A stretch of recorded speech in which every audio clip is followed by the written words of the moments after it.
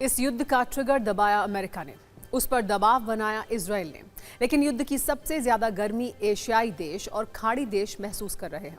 युद्ध के side effect सब जगह से सामने आ रहे हैं। आज भारत में प्रीमियम पेट्रोल 2.35 प्रति लीटर तक महंगा हो गया है। इसके बाद इंडस्ट्रियल डीजल के दाम 22 रुपए प्रति लीटर बढ़ गए हैं। इंडियन ऑयल कॉरपोरेशन के अनुसार इंडस्ट्रियल डीजल के दाम अब 87.67 रुपए से बढ़कर 109.59 रुपए प्रति लीटर हो गए हैं। इसके अलावा ऑनलाइन खाना महंगा हो गया है।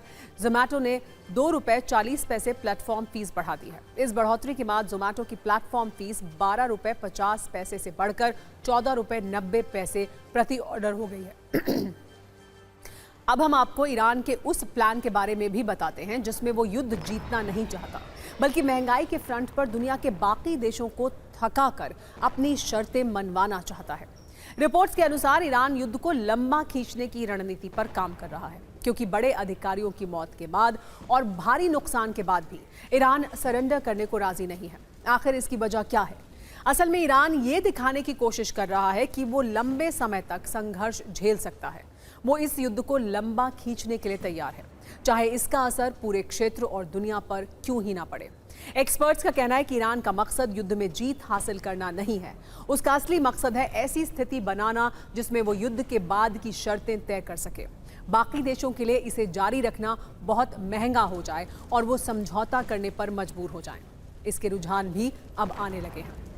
अमेरिका के वित्त मामलों के सचिव ने ये संकेत दिए हैं कि कतर पर अटैक के बाद अमेरिका ईरानी तेल पर बैन हटाने की तैयारी में है। अगर ऐसा होता है तो समंदर में फंसा ईरान का 140 मिलियन बैरल तेल तुरंत बिक सकता है। इससे ईरान को कम से कम 15 अरब डॉलर मतलब 1.4 ट्रिलियन रुपए की कमाई होगी। मौजूदा वक्त में ईरान का 140 मिलियन बैरल तेल अब भी समंदर में फंसा हुआ है। हालांकि रिपोर्ट्स के मुताबिक अमेरिका अभी सिर्फ वो तेल बेचने की परमिशन देगा जो समंदर में फंसा है। अमेरिका की कोशिश इस तेल को एशिया और यूरोप भेजने की है, जिससे इन दोनों द्वीप के लोगों को राहत मिल सके। मतलब ईरान जो चाह रहा था वो होने लगा है, और ये सबसे बड़ी हार अमेरिका के राष्ट्रपति डोनाल्ड ट्रंप की है। इस जंग के साइड इफेक्ट्स इसलिए भी दिख रहे हैं क्योंकि ईरान और इजराइल दोनों तरफ से एक दूसरे के तेल और गैस भंडार को निशाना बनाया जा रहा है। 2 दिन पहले इजराइल ने ईरान के गैस भंडार को टारगेट करते हुए साउथ पार्स पर हमला किया। ईरान ने पहले इसके जवाब में कुवैत के गैस भंडार पर हमला किया। इसके बाद भी ईरान का गुस्सा शांत नहीं हुआ, तो ईरान ने इजराइल की हाइफा रिफाइनरी को निशाना बनाया, जिसके बाद रिफाइनरी में आग लग गई। बताया जा रहा है कि रिफाइनरी का इलेक्ट्रिक सिस्टम प्रभावित हुआ है, जिसे ठीक करने में कई दिन भी लग सकते हैं। हाइफा रिफाइनरी पर हमले के अलावा भी ईरान ने इजराइल में कई जगह पर हमला किया। आईडीएफ के सैन्य ठिकानों और तेल अवीव जैसे शहर को निशाना बनाया गया।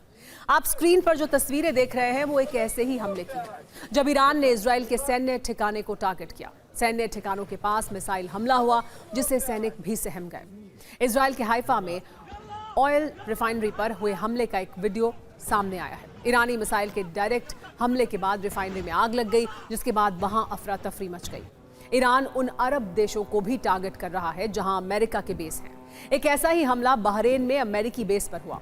बहरीन का ये अमेरिकी बेस जंग के पहले दिन से ईरान के टारगेट पर है। ईरान अब बड़ी संख्या में क्लस्टर बम वाली मिसाइलों का इस्तेमाल कर रहा है। उत्तरी इजराइल में ईरान क्लस्टर बम से हमला कर रहा है। इसके इफेक्ट कई जगह देखे गए हैं।